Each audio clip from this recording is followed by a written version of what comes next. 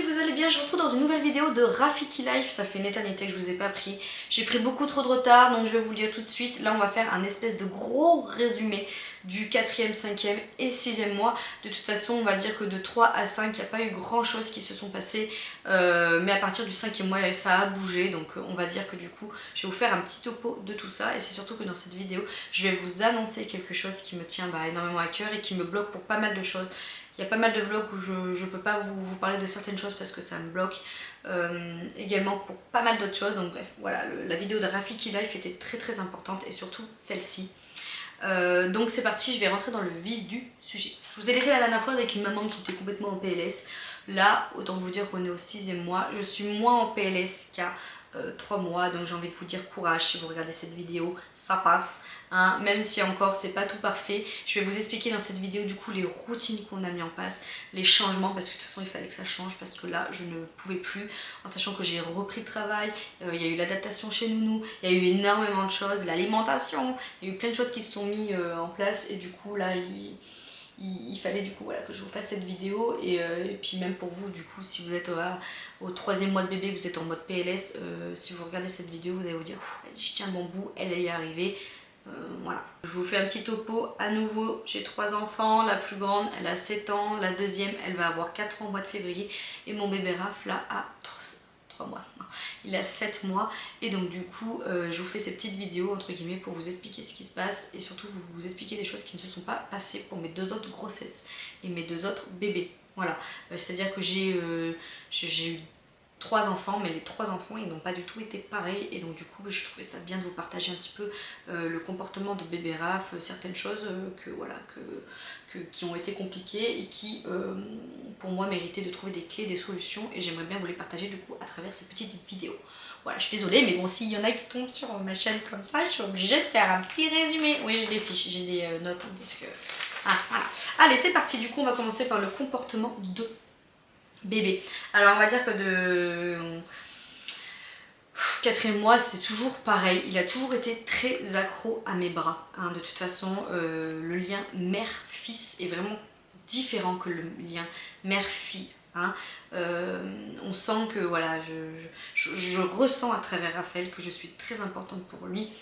À l'heure actuelle ça va beaucoup mieux mais c'était du style fallait que quand je passe s'il me voyait il changeait totalement de comportement, il chouinait, il râlait alors qu'avant ça allait très bien. Je vais à la pole dance, Vincent va me dire non mais moi quand je vais à la pole dance c'est totalement différent, il est pas pareil avec toi qu'avec moi. Dès que je rentre dans la pièce, il change de comportement, il est chouineur, il est râleur parce qu'il faut qu'on le porte, etc. De même avec Nounou, hein, on va revenir plus tard, il y a eu l'adaptation chez la Nounou et Nounou, moi, elle me dit non mais moi Raphaël, j'arrive à le laisser un quart d'heure, 20 minutes, voire des fois une demi-heure dans le parc. Alors attention, vous allez dire quoi? Non, elle reste à côté hein, sur le tapis d'éveil, etc. Elle l'éveille, quoi, elle joue avec lui et il n'a pas besoin d'être porté. Moi, quand je vous dis qu'il a besoin d'être porté, c'est que je suis obligée de l'avoir sur moi. C'est-à-dire que je ne peux pas laisser mon enfant sur un transat pendant que je fais la vaisselle à côté, même si je lui parle, ou même jouer avec Raphaël. S'il est dans un transat, il faut qu'il soit sur moi. Vincent, il y arrive, il peut le poser dans le transat et jouer avec lui avec des hochets devant lui. Il va rien dire. Moi, c'est vraiment, il faut que je le porte. C'est vraiment ça la différence, vous voyez. Il a commencé donc du coup, ça y est, à se retourner, hein, dos, ventre, etc. Il se met sur le côté, il prend ses pieds, il s'amuse avec, nanana, il me tire ses chaussettes. Donc voilà, là on en est là, ça y est, même là du coup, à son 6e mois, à début du 7e, ça y est, il se tient bien assis. Alors des fois il a tendance, s'il veut prendre un truc, à tomber, mais voilà, il se tient bien assis. On peut le mettre dans une chaise haute, il se tient assis. D'ailleurs je vous invite à regarder mes vlogs parce que du coup là je vais le mettre sur une chaise haute, donc si vous voulez un modèle en particulier, je vous invite à aller voir, même si nous c'est toujours la même chose, c'est la chaise stock, elle tue. Voilà, du coup on peut le mettre dans une chaise, ça y est. C'est un petit peu libérateur parce que si on le met dans une chaise et qu'on lui met un petit peu des jeux vers la table, il va jouer 5 minutes, mais c'est toujours le même principe que si moi je suis trop dans les barrages. Il va vouloir que moi je le porte et qu'on joue, mais pas rester dans sa petite chaise. Il déteste le parc. Hein. Je disais parc tout à l'heure pour Nounou, mais en gros c'est tapis d'éveil, enfin ouais, vous m'avez compris. Nous on a un parc à la maison pour le moment, alors j'ai espoir que ça change, mais pour le moment il n'aime pas du tout le parc. Je pense que quand il se mettra debout et tout, ça sera vraiment différent. Et puis il le faut. Hein. Je vous conseille d'avoir un parc parce que quand vous allez passer l'aspi ou quand vous allez faire quelque chose et que vous avez besoin de le protéger quand il se met debout ou quand il marche, Il faut quand même un petit endroit pour qu'il soit sécu, et moi le parc c'est vraiment fait pour ça, mais par contre pas pour jouer, hein, parce que pour le moment il déteste. Le transat ça va à peu près, alors il se raidit, hein, il s'assoit, il reste pas comme ça comme les bébés, il va s'asseoir, mais ça va un petit peu mieux, donc voilà. Mais le parc nada. Donc il a toujours les mains aussi baladeuses, hein, c'est à dire qu'il va prendre tout ce qui passe sur son passage, il commence à me toucher tout ce qu'il y a autour quand vous lui changez la fesse, n'est-ce pas? Cette phase là magnifique où il faut lui donner le peigne ou n'importe quoi pour qu'il joue avec quelque chose pour le distraire le temps de changer la couche. Il aime beaucoup tout ce qui est Sophie la girafe, pardon, et tout ce qui est à base de silicone. Je vous remets en suggestion le vlog là où on lui avait pris des trucs pour le Papa Noël. Il les adore, il les bouffe, mais tant mieux, hein, voilà, pour les dents, et il les adore. À l'heure actuelle d'ailleurs, un petit point dents, parce que je sais que dans mes petits points là, je vous en ai pas parlé. Mes petits points dents, pour le moment il n'y en a pas. Il a dédoublé les gencives, il bave pas mal, mais il n'y a pas de dents. Voilà, ça je vous le dis. Il a du mal à rester en place, c'est un enfant voilà, qui est très actif. Même nous, quand on bouge ou quoi que ce soit, on ne pourra pas changer de pièce 3 secondes pour aller prendre du sopalin. Non, il faut qu'il vienne avec nous. Hein. S'il nous a plus dans le champ de vision, voilà. Il adore quand on marche, on le prend, on marche, on va n'importe où dans la maison. Il adore, il est très curieux de tout. Enfin voilà, c'est un bébé, on voit que c'est un troisième, il est extrêmement éveillé, je trouve, contrairement à mes deux autres enfants. D'ailleurs, du coup, le porte-bébé est mon meilleur ami, hein. C'est souvent que je le mets en porte-bébé, plus en écharpe. D'ailleurs, surveillez mon Vinted, si vous n'avez pas mon Vinted, regardez en barre d'infos, il y est. Là, je vais vraiment dégainer des trucs de périculture par rapport à Bébé Raph, style mon écharpe de portage, qui est de la marque Je ne porte mon bébé. Noire, elle est très bien, elle a fait du coup Mayvi et Raphaël, elle est en parfait état, je vais la vendre sur Vinted, et il y a plein d'autres choses comme ça que je vais vendre. De toute façon mon Vinted là je le garde actif pendant un petit moment, et avril-mai on compte faire un peu un gros tri avec Vincent dans le garage, etc. On a énormément de caisses de fringues, et je pense qu'on fera un check en mode donné à des assos, donc regardez-vous en attendant s'il y a des trucs qui vous plaisent sur mon Vinted, parce qu'il y a des trucs pratiquement neufs que ça me fait tellement de la peine d'y jeter ou de voilà, mais je ferai des dons, je pense, à des associations pour libérer des caisses et nous décharger, parce que là on en a vraiment beaucoup. Ensuite on va faire le point sur l'alimentation. Donc on a mis en place la diversification à 4 mois, il a refusé catégoriquement. De toute façon je sentais qu'il était pas prêt. Quand je tendais, moi je tendais la cuillère, il savait même pas de quoi en faire de ce truc, ce qui est un peu normal, mais il avait même pas la tentation de se dire tiens j'ai envie d'y mettre à la bouche. Vous savez les bébés ils mettent tout à la bouche, hein. C'est comme ça, ils mettent tout à la bouche. Là, non, il s'en foutait complètement. Même quand je mangeais, il n'avait pas le réflexe de regarder la cuillère qui va à ma bouche pour se dire tiens, moi aussi, j'aimerais bien tester. Il s'en foutait, ça a été un échec total la première fois. J'ai attendu. Petit à petit, j'ai fait comme pour les filles. De temps en temps, je lui ai essayé de lui donner une cuillère, de lui faire goûter tel truc et tout. Et après, il a compris du coup que la cuillère, ça assimilait à mettre quelque chose dedans et que ça venait à sa bouche et que c'était plutôt pas mal, voilà. Et du coup, petit à petit, on a mis les purées en place. J'ai pas beaucoup fait la technique du glaçon, j'ai dû le faire 2-3 fois parce que finalement, il a très vite mangé. Voilà, contrairement à mes deux autres enfants. Il a vraiment mangé des bonnes quantités, des petits pots en plastique comme ça, et il les torchait très rapidement. Du coup à 5 mois, la diversification était bien en place. Le matin, il y avait les tétés, etc. À midi, il y avait la purée, yaourt, et des fois compote quand on comblait pas, donc c'est pour vous dire. Et à 4 heures, la compote, tété, toujours on privilège le lait à un stage, hein. Le reste c'est surtout quand on allait. Hein, les 6 premiers mois, limite, il peut vivre qu'avec notre lait. Hein, pour vous dire, on prend son temps avec ça, s'il vous plaît, prenez votre temps. Même si on vous dit c'est à partir de 4 mois, si vous sentez que votre enfant il n'est pas prêt à partir de 4 mois, moi j'ai senti qu'il n'était pas prêt, j'ai attendu, hein, vous n'avez pas brusqué, il mangera, hein, vous avez le temps de payer à manger. Hein, autant vous dire que profitez du lait, autant vous dire qu'après ça change, hein, le tarot des courses. Donc voilà, on a mis ça en place, ça s'est très bien passé, ça a été très doux, et de toute façon je suis très contente que ça soit passé comme ça, parce que vu que moi à 6 mois de bébé Raph, il fallait que je reprenne le travail, c'était une source d'angoisse de reprendre le travail entre l'allaitement, la reprise du boulot, l'organisation. Si en plus de ça, lui au niveau de l'alimentation c'était compliqué parce qu'il n'y avait que mon sein. Ouais, je suis contente que ce soit bien passé et que la diversification s'est passée finger in the nose. D'ailleurs en parlant de ça, du coup on a mis en place du coup la nounou. Voilà, donc au début il l'avait 1 à 2 heures par semaine, et puis après elle l'avait 1 heure le mardi et 2 heures le jeudi. Après on a augmenté, petit à petit elle a eu que les matinées, après on changeait, elle avait une matinée et une après-midi. Et voilà, en fait de 5 mois à 6 mois et demi, On a mis ça en place et ça m'a bien rassurée parce que déjà j'avais du mal à me détacher de Raphaël, lui avait du mal à se détacher de moi et ça a été très progressif, très doux. Et voilà, j'en suis très contente, je remercierai toujours ma nounou d'avoir fait ça, parce qu'il y a des nounous qui s'en foutent complet. Moi, elle a fait ça en sachant qu'elle n'avait pas beaucoup du coup de PPS, elle a préféré privilégier le bien-être de Raph, et voilà, elle savait de toute façon que le temps plein, on allait le prendre à partir du moment où je reprenais le travail, parce qu'on allait se baser sur mes horaires. Et en entre-temps, du coup, on a fait une adaptation vraiment tout doucement, et autant vous dire que l'adaptation, on va pas se mentir, on dit toujours que c'est pour l'enfant, en dessous de 6 mois, lui il se rend pas trop compte des choses, il se rend compte peut-être qu'il y a moins maman, etc., et qu'il va juste voir d'autres choses, mais lui il a pas ce, comment dire, comme nous, le fait qu'on sait qu'on le laisse, lui il a pas ce truc là. Par contre au-dessous de 6 mois, c'est vraiment plus compliqué, et je suis sûre que si vous demandez à beaucoup de nounous, elles vous diront pareil, en dessous de 6 mois c'est bien, au-dessus c'est compliqué de faire l'adaptation. Et voilà, nous on a fait les choses tout doucement, on a tout mis en place et c'était très bien. Surtout que moi c'était un stress puisque, si vous vous rappelez de ce vlog là, Vincent a tué tout mon stock d'allaitement puisqu'il a mal refermé le congélateur. Donc il m'a tué 3 mois de stock sur mon lait. Donc je savais très bien qu'au bout d'un moment, chose que je ne voulais pas, mais j'allais devoir incorporer du lait artificiel à bébé Raph, et c'est là où je vais en venir, où je vais sûrement chialer ma race. Mais on va parler un petit peu de l'allaitement. Voilà. Donc où j'en suis au niveau de l'allaitement. Oui, j'arrive, Tamagotchi à Nini qui est en train de... Voilà. Donc du coup, à partir du 5e mois, on a commencé à mettre en place un bibi de lait artificiel le soir. Voilà. Déjà pour y aller progressivement pour qu'ils connaissent autre chose.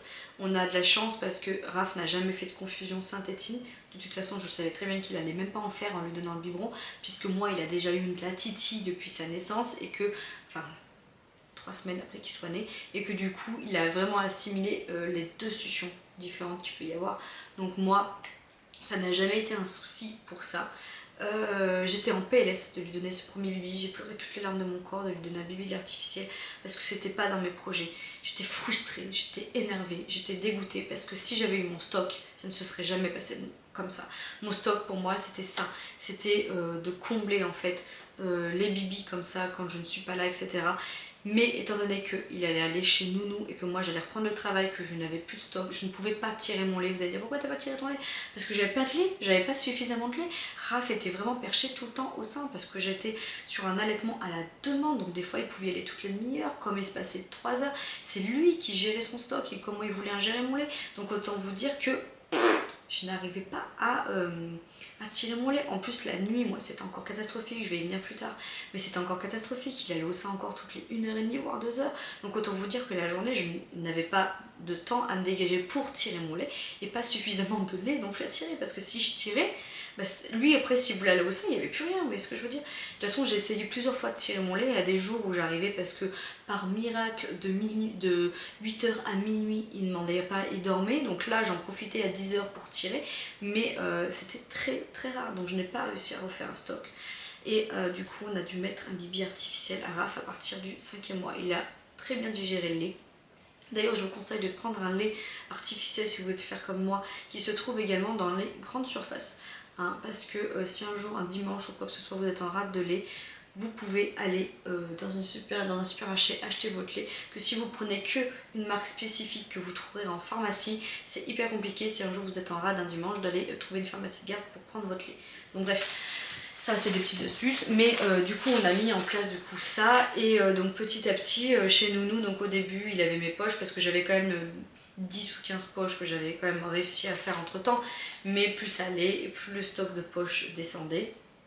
On a mis du coup en place les biberons le soir et le matin par moment, voilà, pour que Vincent en fait il me soulage au niveau des nuits. Les nuits étaient catastrophiques, 15 jours avant de reprendre le boulot, j'étais un légume encore et j'angoissais énormément par rapport à ça. Et du coup Vincent il n'a pas cherché à comprendre, il m'a dit écoute, moi je veux bien prendre leur lait le matin, celui de 6-7 heures si tu veux, je lui donne un bibi. Au début j'étais en mode non non non, mais je pense que c'était que je me voilais la face et que je me frustrais en mode si on commence à faire ça, c'est la fin de mon allaitement. Je suis en train de foutre en l'air mon allaitement. Je savais qu'on allait en arriver où le jour où j'allais reprendre le boulot, ça allait vraiment changer. Mais j'avais pas envie, mais finalement je l'ai quand même fait parce que j'avais besoin de me reposer et que j'avais besoin aussi d'être une bonne maman pour les autres en fait. Hein. J'étais tellement un légume que j'avais la flemme de tout, j'avais plus de patience pour mes enfants, je jouais plus avec mes enfants, je faisais plus grand chose avec elles parce que j'étais tout le temps fatiguée et j'avais Raph tout le temps perché dans mes bras, donc c'était vraiment très compliqué. Donc on a mis ça en place de temps en temps à ce qu'il ait des bibis, surtout quand il allait chez nous. À midi il avait un yaourt et après le reste de l'après-midi etc. Du coup je faisais des tétés.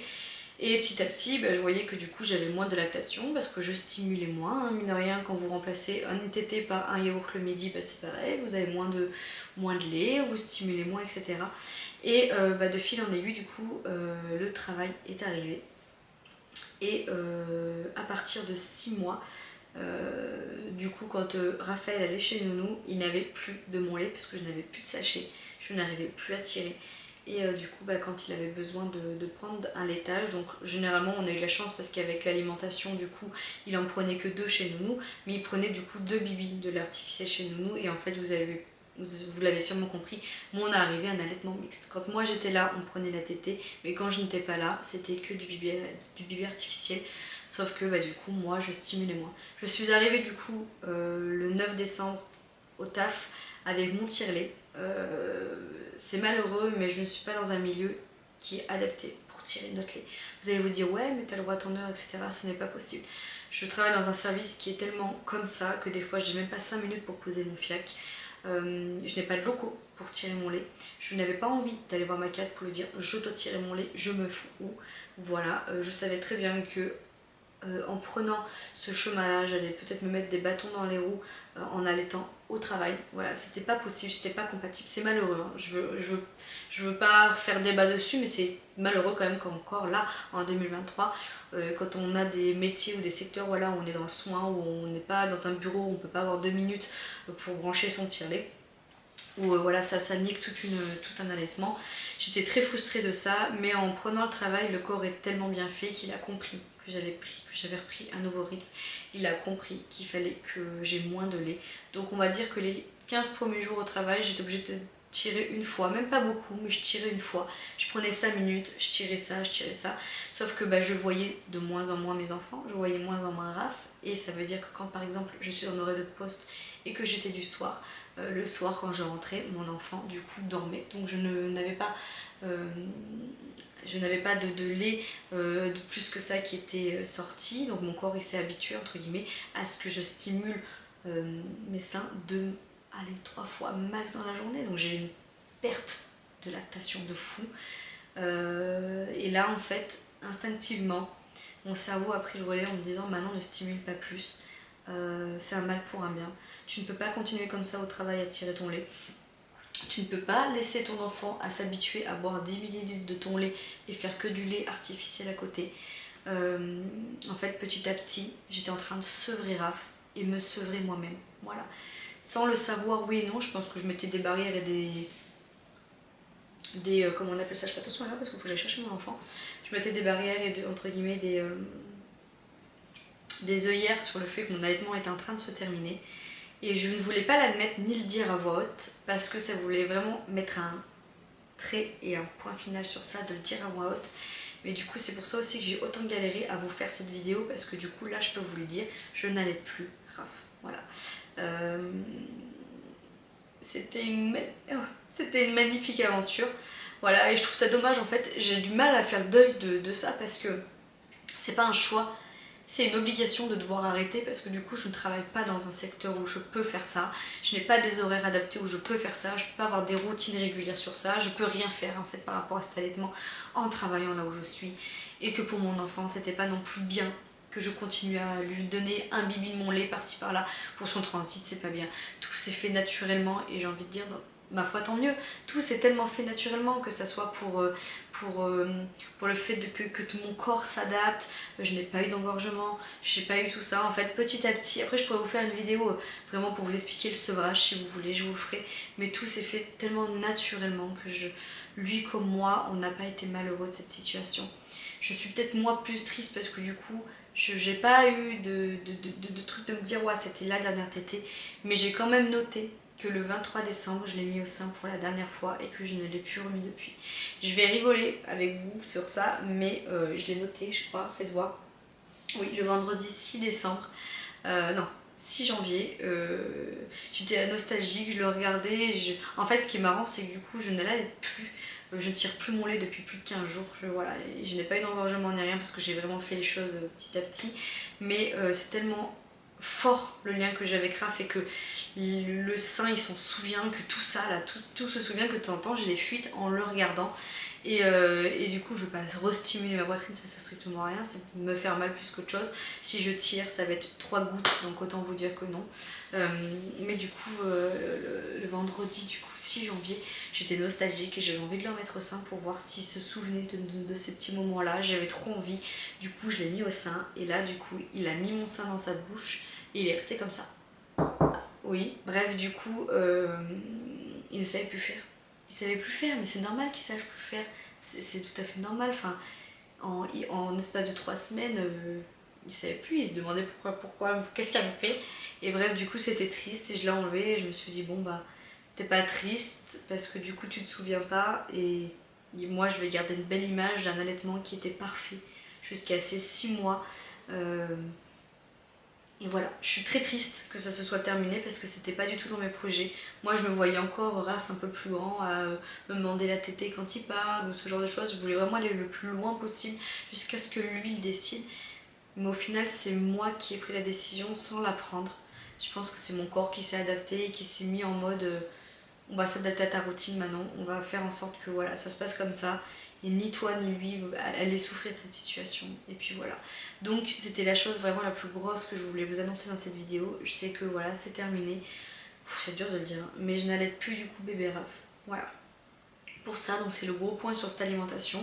À l'heure actuelle, il est 100% en lait artificiel. On voit la blinde que ça coûte en plus.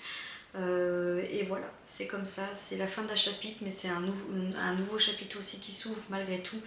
Et voilà, en fait, je trouve que c'est important de vous le dire parce que quand vous êtes dans cette phase là, vous avez l'impression qu'il y a une baisse de lactation ou quoi que ce soit et que vous hésitez à arrêter ou pas. Je sais que vous êtes beaucoup à culpabiliser, mais ne vous culpabilisez pas. Je ne me culpabilise pas d'en être là. Je pense que j'ai donné le meilleur que je pouvais donner à mon enfant. La vie fait que je dois arrêter, c'est comme ça. Voilà. J'ai eu du temps à me le dire et à l'accepter, maintenant c'est comme ça. Alors vous allez vous dire, ouais, mais super, il dort mieux. Alors là, je vous arrête tout de suite. Ce qui prouve que ça ne veut rien dire. Il est au lait artificiel et les nuits sont toujours autant merdiques. Voilà. Donc autant vous dire que ça ne veut strictement rien dire. Mais voilà, c'est la fin d'un chapitre et je suis très fière d'être en arrivée là. J'ai allaité Raph pendant plus de 6 mois, il a eu de mon lait et c'est une grande victoire. Et surtout que j'ai eu un allaitement qui s'est tellement bien déroulé, du début à la fin, que je suis dégoûtée d'arrêter, mais c'est comme ça. J'ai pas une vie pour continuer l'allaitement en travaillant. Je ne travaillerai pas, autant vous dire que j'aurais jamais foutu un lait artificiel à Raph dans la bouche, j'aurais pas de nounou, j'aurais pas tout ça, j'ai envie de vous dire. Mais voilà, c'est la vie, c'est la vie.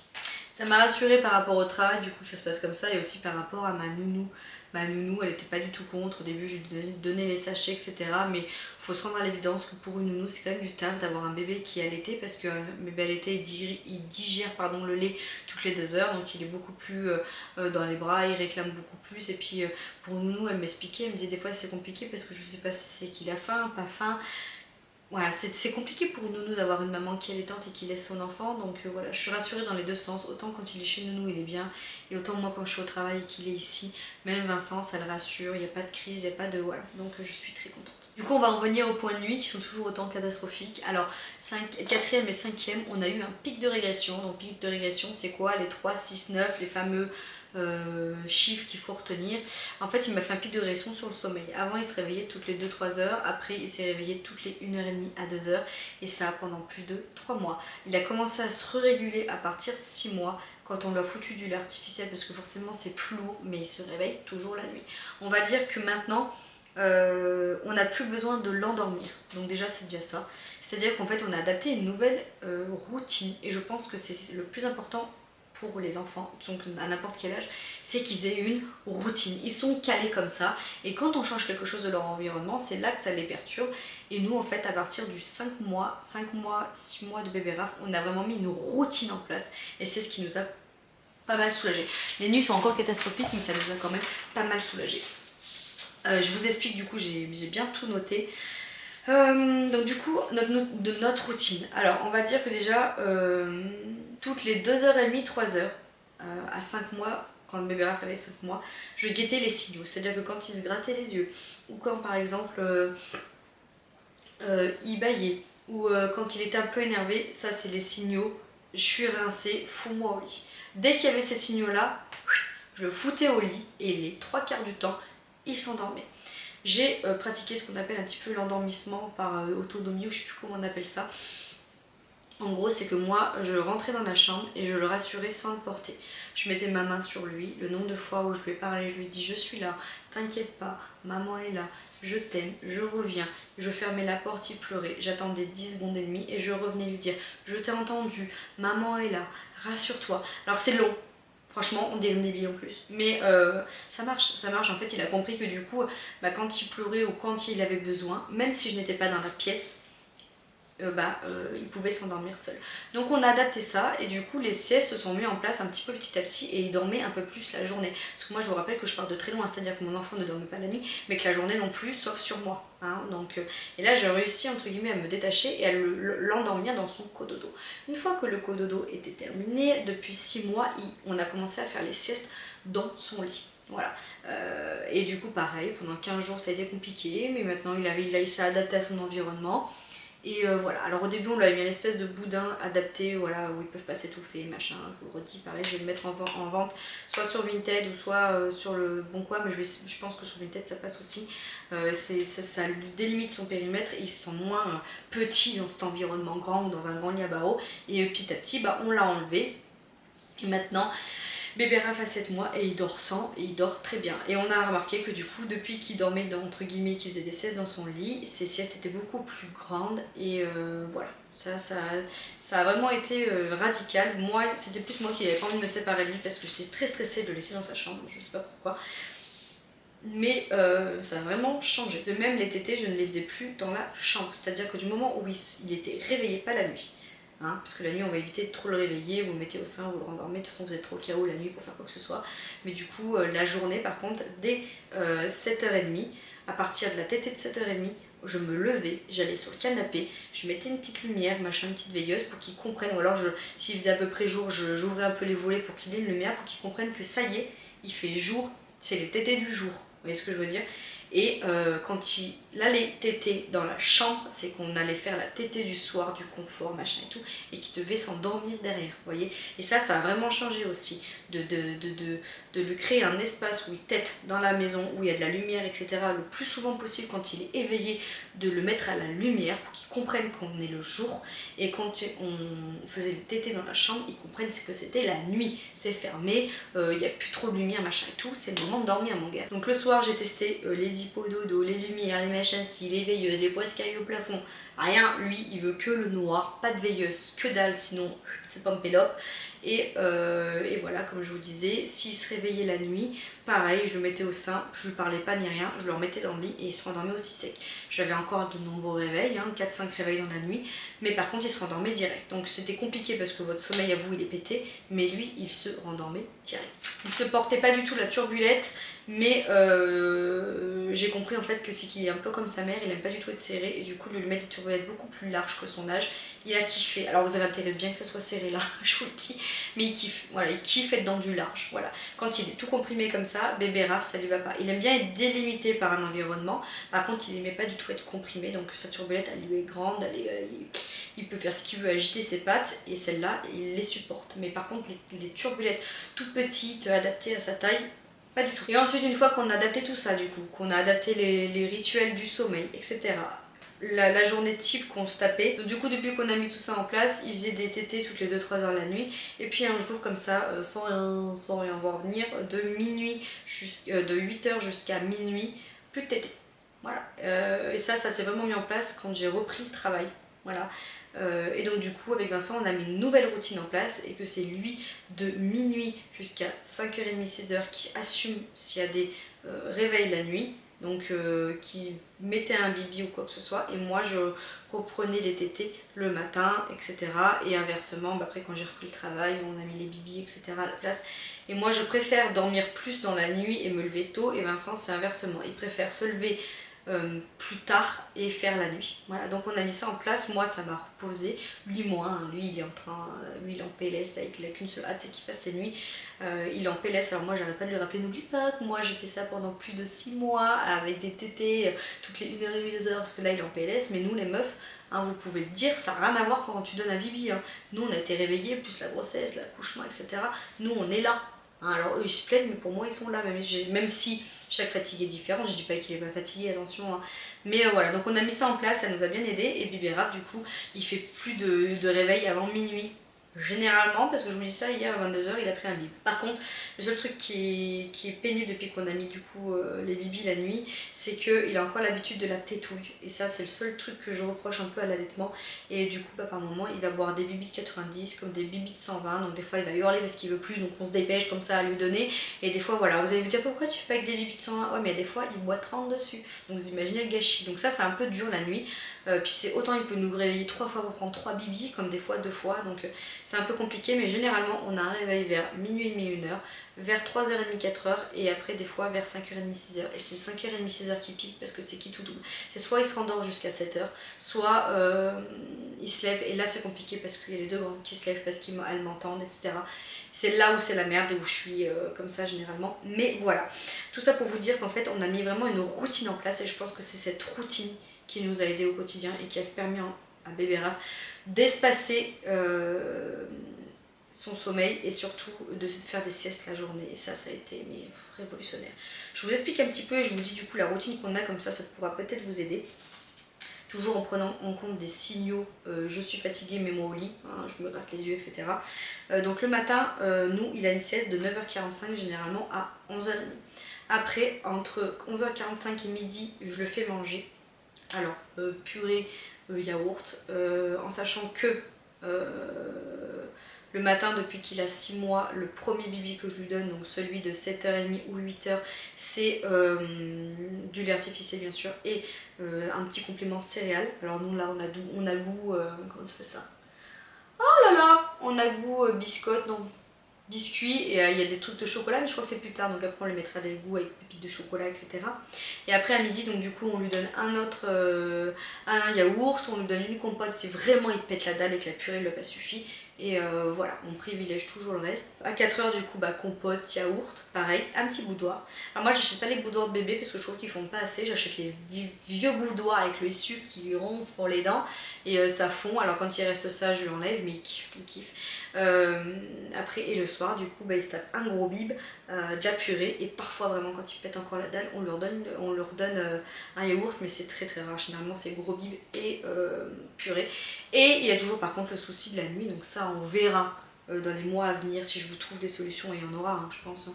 Et l'évolution sur ça, par contre la nuit c'est compliqué pour savoir combien il prend comme je vous disais, etc. Et bien évidemment on fait ça tous les jours.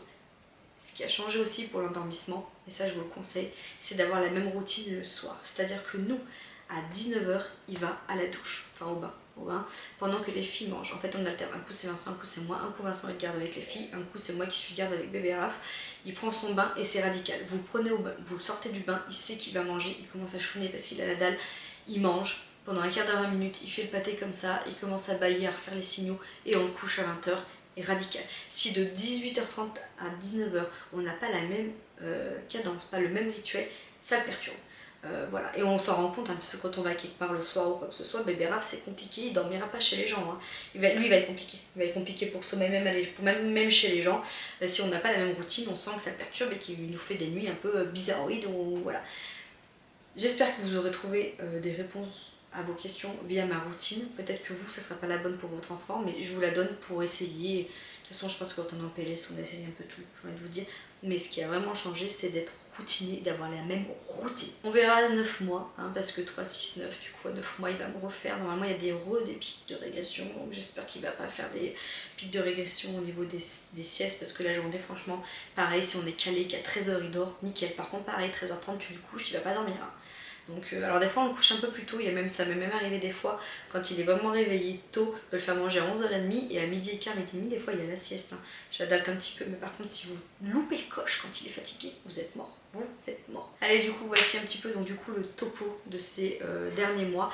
Là, 7 mois, je vous fais un petit peu une petite liste qui nous fait, et comme ça après, bah, à 8 mois, je renchaînerai sur un Rafiki Life de 8e mois.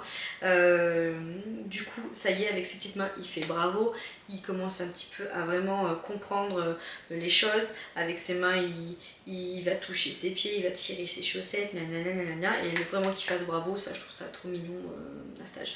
On est en mode siphon fond là, donc il adore, donc il regarde ses mains lui aussi, il regarde moi, il analyse vachement cet enfant, mais vraiment, et j'ai l'impression qu'il assimile ouf. Je sais pas pourquoi si c'est un troisième, mais genre il comprend très vite, enfin il adapte, ouais, il comprend tout cet enfant, j'ai l'impression.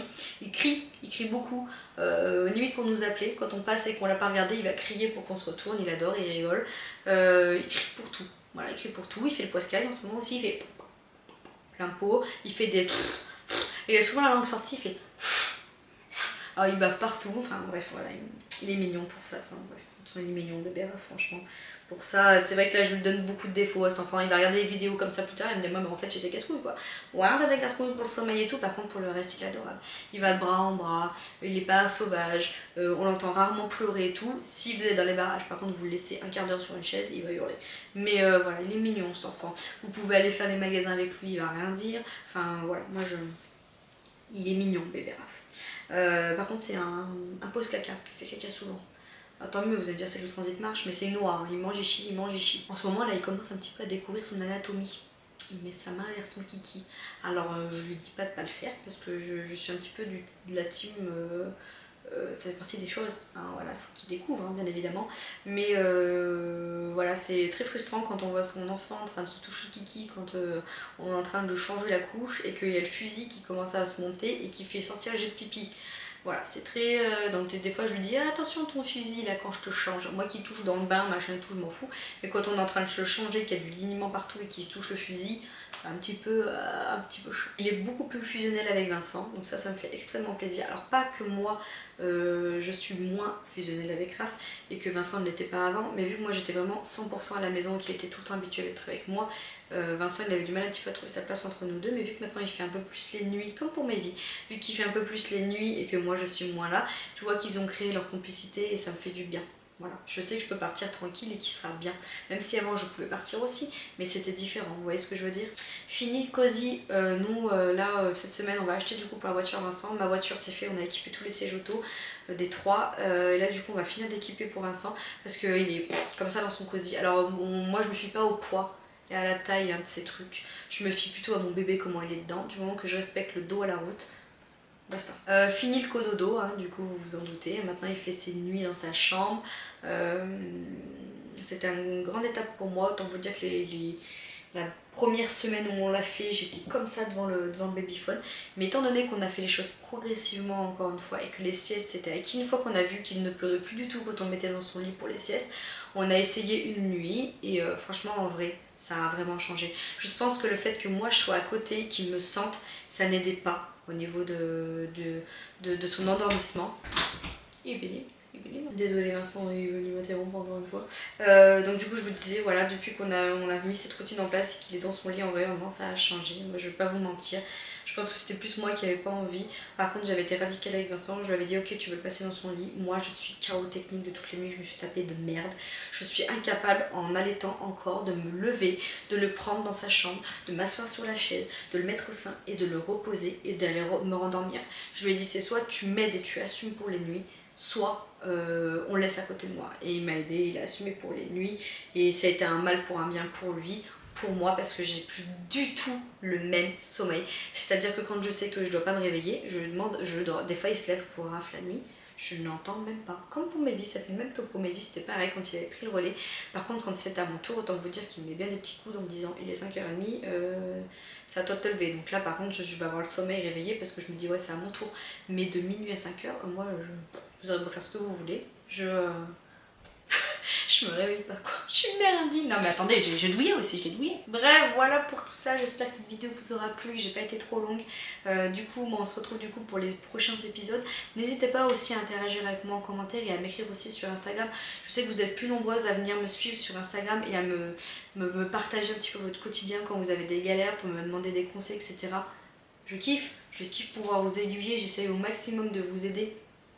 Voilà, j'ai eu 3 enfants, j'en ai allaité une, un plutôt, j'en ai allaité une un petit peu, j'ai fait du tiers-allaitement, j'ai fait de l'allaitement mixte, j'ai fait, là je viens de sevrer bébé Rave, donc du coup je pourrais vous faire un sujet aussi, dites-moi si ça vous intéresse, comment j'ai réussi un petit peu à mettre en place des choses, quels sont mes conseils sur le sevrage, parce que je pense que c'est une étape autant importante pour lui que pour moi. Pour le moment je n'ai pas fait le deuil de mon allaitement, parce que vous voyez que quand j'en parle trop je commence à pleurer, mais voilà, je vais essayer de vous partager pas mal de choses sur ça. Vous ne me dérangez pas. Vous êtes souvent à venir sur Instagram en me disant j'espère que je te dérange pas, c'est peut-être des bifs que je te demande. Non, mais c'est fait pour ça en fait. En fait, ça sert à quoi que je partage tout ça si c'est pour pas qu'on interagisse, hein, vous voyez ce que je veux dire. Donc n'hésitez pas à venir aussi sur Instagram me parler si vous voulez me parler plus en privé. Interagissez avec moi aussi en commentaire du coup, me disant voilà où vous en êtes vous aussi, hein, ça m'intéresse parce que du coup je suis certaines mamans depuis le début qui m'ont suivi et du coup je vous suis aussi par rapport à vos expériences. Dites-moi où vous en êtes, si vous allaitez toujours, si vous allaitez plus. Et puis voilà, je vous fais plein de gros bisous. Je suis trop contente de l'avoir fait. Ça y est, je vais pouvoir être enfin un peu plus libérée, que vous comprenez pas mal de cheminements et de choses qui vont se passer un peu plus dans mon quotidien. Vous étiez nombreuses à griller certaines choses aussi, hein. J'ai eu 4-5 messages là, ces derniers temps. Enfin, 4-5 messages. J'ai eu 4-5 messages tout court en me disant Manon, t'allaites toujours, t'allaites toujours. Donc voilà, chose faite, chose dite. Et puis voilà, je vous fais plein de gros bisous. Je vous kiffe, merci de me suivre et à tout bientôt dans une autre vidéo. Ciao. Et puis abonnez-vous, activez la petite cloche pour pas louper mes vidéos. Et oui, après vous loupez des étapes et après vous me posez des questions et gna gna gna.